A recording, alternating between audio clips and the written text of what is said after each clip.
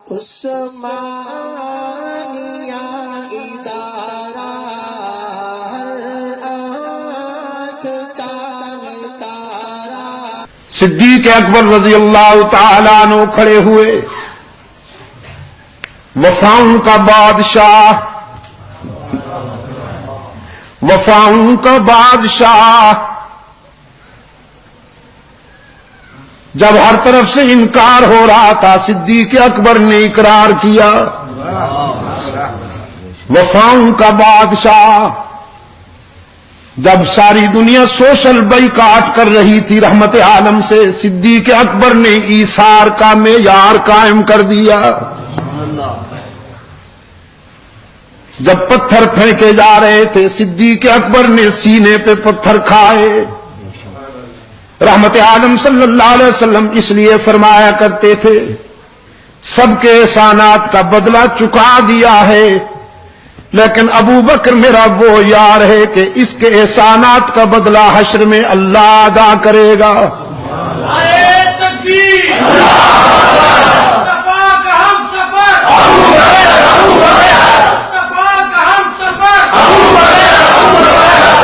فقام ابو بکر، صدیق اکبر رضی اللہ تعالیٰ عنہ کھڑے ہوئے،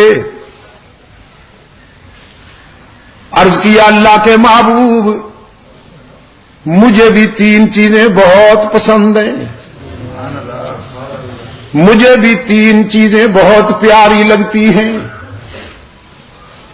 فاروق اعظم رضی اللہ تعالیٰ عنہ فرماتے ہیں، ہم نے اپنے خیالات میں تین پسندیدہ چیزیں تلاش کرنا شروع کی کہ ابو بکر نے جب حضور کے بعد اپنی پسند کی تین چیزیں بیان کرنی ہیں تو ہم بھی کریں۔ اور فاروق اعظم فرماتے ہیں، میری خواہش تھی کہ پیغمبر کے بعد میری پسند سب سے اعلیٰ ہو، افضل ہو، لیکن صدیق اکبر رضی اللہ تعالیٰ عنہ نے اپنے آقا کے اشارے پر جب تینوں چیزیں بیان کی ہیں تو صحابہ کرام اللہ اکبر کہہ کر مان گئے کہ پیغمبر کے بعد ابو بکر کا مقابلہ کوئی نہیں کر سکتا۔ سرکار دو عالم صلی اللہ علیہ وسلم نے فرمایا، ابو بکر بتاؤ تمہیں کیا پسند ہے؟ عرض کیا النظر الی وجہک،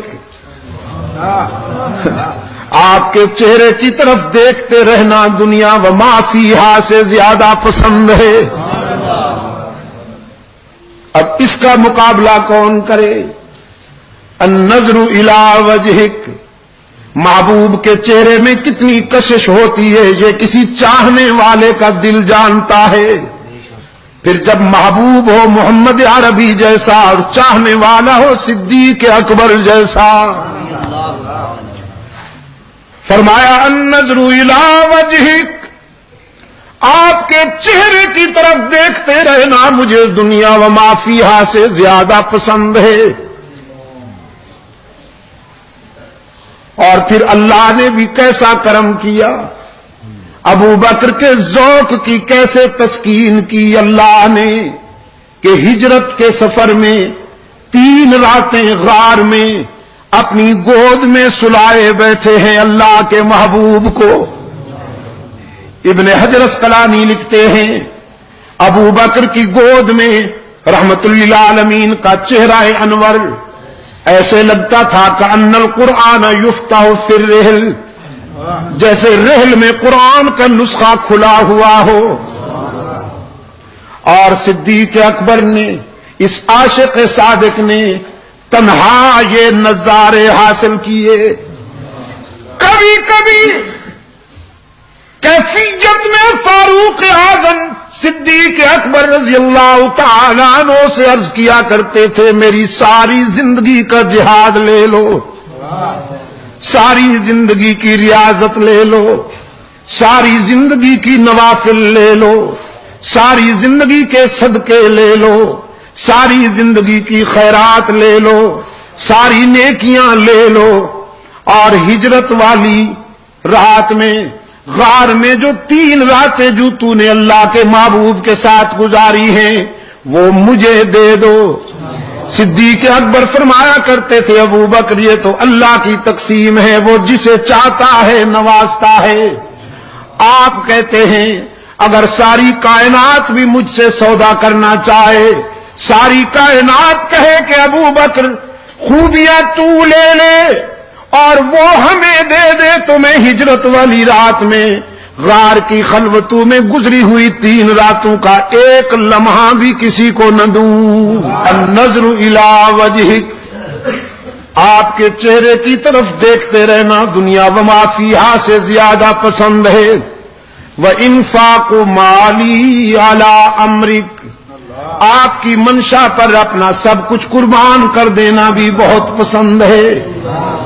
میرے آقا جب آپ چاہیں تو گھر میں سوئی بھی نہ رہنے دوں، جب آپ کے دین کو ضرورت پڑے تو اپنے گھر کے برتن بھی لٹا دوں، اپنا لباس بھی حاضر کر دوں۔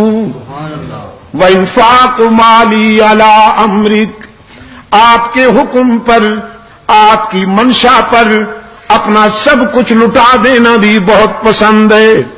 وَأَن يَكُونَ بِنْتِي فِي بَيْتِكَ، اور میری بیٹی کا آپ کی رفیقہ حیات بن کر رہنا بھی مجھے بہت پسند ہے۔ سبحان اللہ، مجھے آپ کا سسر کہا جائے، آپ کو میرا داماد کہا جائے، یہ نسبتیں اور قسمتیں بھی بہت پسند ہیں۔ سبحان اللہ۔